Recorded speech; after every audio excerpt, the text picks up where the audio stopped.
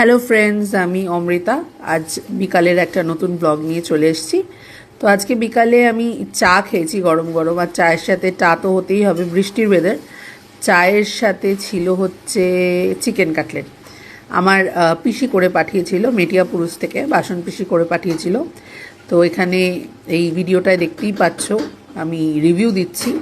Thank you বাসন পিসি, আমার এই বিকালটাকে সুন্দর করে তোলার জন্য। খুব কুরকুরে, আমি এখনো খাচ্ছি।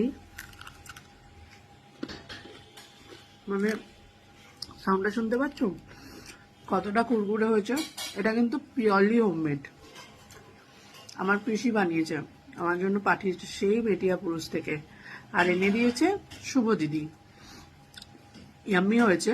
শুভ দিদি আরো পাঠিয়েছে।